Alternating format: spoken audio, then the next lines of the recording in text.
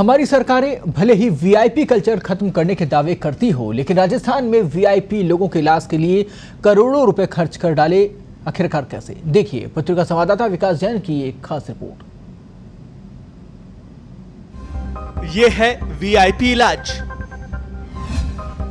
अब तक ये करोड़ों खाक, आम मरीज को घंटों इंतजार, फिर भी अच्छे इलाज की दरकार।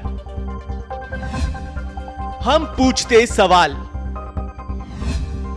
क्यों होता ऐसा हर बार?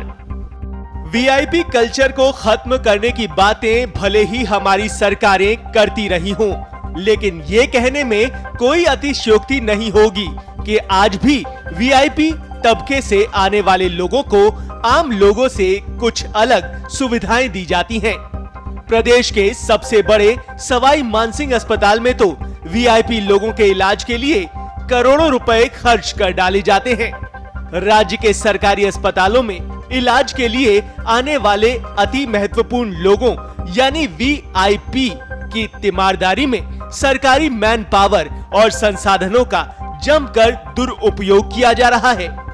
मासिक 70,000 रुपए से लेकर 1 लाख रुपए तक का वेतन पाने वाले कार्मिक इनकी सेवा में जुटे रहते हैं।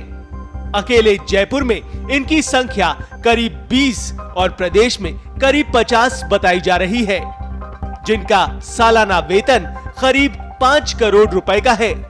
ये स्थिति तब भी कायम है जब चिकित्सा मंत्री परसादी लाल मीणा डेपुटेशन खत्म करके मैन पावर के सदुपयोग का संदेश दे रहे हैं। पिछले महीने जब मुख्यमंत्री अशोक गहलोत सवाई मानसिंह अस्पताल के ट्रॉमा सेंटर पहुंचे थे, तब वहां मौजूद मरीजों के परिजनों ने अस्पताल की अव्यवस्थाओं और वहां मिल रहे इलाज को लेकर अपनी पीड़ा जाहिर की थी। एसएमएस अस्पताल में ही करीब 22 करोड़ रुपए की लागत से 2 साल पहले तैयार हुए आधुनिक आईसीयू सुविधा युक्त संक्रामक रोग अस्पताल भी वीआईपी के लिए ही काम में लिया जा रहा है। कोरोना काल के दौरान यहां वीआईपी मरीजों का वैक्सीनेशन और कुछ मामलों में सिर्फ वीआईपी मरीजों को ही इलाज के लिए रखा गया है। इसके अलावा करीब 25 करोड़ रुपए के संसाधन जयपुर के अलावा अजमेर, जोधपुर और उदयपुर सहित अन्य बड़े शहरों के अस्पतालों में ऐसे मरीजों के लिए खपाए जा रहे हैं। वीआईपी सुविधा पाने वाले मंत्री, विधायक, बड़े अधिकारी, विभिन्न राजनीतिक दलों के पदाधिकारी और नेताओं सहित बड़े कारोबार और अन्य क्षेत्रों के प्रभावशाली लोग शामिल हैं। यूं हो रहा वीआईपी इलाज। एसएमएस अस्पताल 11 नर्सिंग कर्मी और 1 वार्ड बॉय इन्हीं के लिए समर्पित हैं, जो राउंड द क्लॉक 24 घंटे जिम्मा संभालते हैं। वहीं एक कक्ष से वीआईपी की सुविधाओं की मॉनिटरिंग की जाती है। जनाना अस्पताल 3 नर्सिंग कर्मी फुल टाइम इसी काम में लगे हुए हैं। जयपुरी अस्पताल 2 महिला नर्सेज ये काम कर रही हैं। जेके लॉन अस्पताल वीआईपी मरीजों को सीधे इमरजेंसी के जरिए भर्ती करके इलाज सुनिश्चित कर दिया जाता है। महिला अस्पताल 2 नर्सिंग स्टाफ हैं।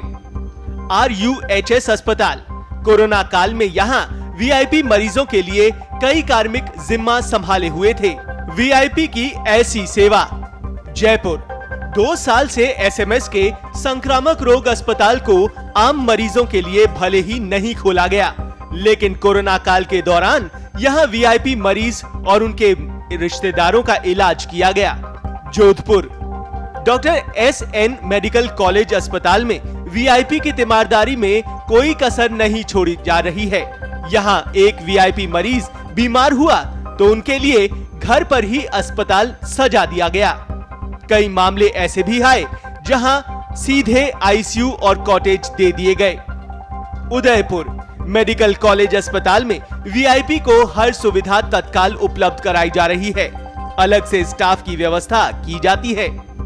अजमेर JLN अस्पताल में हेल्प डेस्क बनाई गई है, जिसमें 4 नर्सिंग कर्मी लगाए गए हैं। इनकी चाकरी के लिए लगाए जाने वाले ऐसे कार्मिक पर्ची, दवा, जांच, भर्ती जैसी सुविधाओं का जिम्मा संभालते हैं। अप्रत्यक्ष तौर पर कुछ संसाधन सिर्फ ऐसे मरीजों के लिए ही आरक्षित हैं। जहां प्रवेश ही वीआईपी मरीजों का संभव है। पूर्व चिकित्सा मंत्रियों के समय भी वीआईपी मरीजों की तीमारदारी पर संसाधन झोंकने को लेकर विवाद सामने आ चुके हैं।